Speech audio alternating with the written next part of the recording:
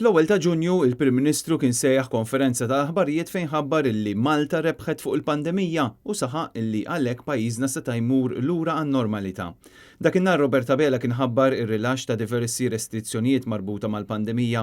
Il-Prim Ministru qal li dan seta' jsir wara li saru ir-risk assessments meħtieġa. Min dakinhar il-Gvern intalab diversi drabi jippubblika dawn ir-risk assessments li tkellem dwarhom Robert Abela. Ftit ta' sigħat biss wara dik il-konferenza tal-aħbarijiet, Net News staqsa lill-Prim Ministru għal kopja tar-rapporti. Babela jibatna anti s-Supretendent tas-Saħħa Pubblika għal kopja tagħhom. Net News kien talab kopja tar-rapporti lis-Supretendent u anke lill-Ministru tas-Saħħa u għamel ukoll talba skont lat dwar il-libertà tal-informazzjoni. Madankollu, din it-talba ġiet irrifjutata. Ir-risposta tal-Gvern tikkwota żewġ partijiet tal-liġi mingħajr ma jkun speċifikat liema minn dawn iż-żewġ partijiet tiġġustifika l-fatt li din it-talba ġiet rifjutata.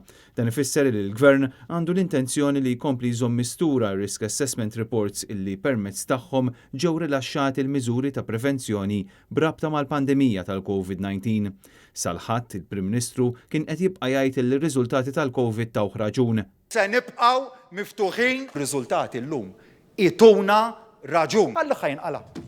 Ħallu ħajnqal iktar. Filwaqt li l-Ministru tas-Saħħa fl-istess konferenza wassal messaġġ kontrastanti. Irridu nkunu attenti, irridu nkunu responsabbli. Robert Cremona, Net News.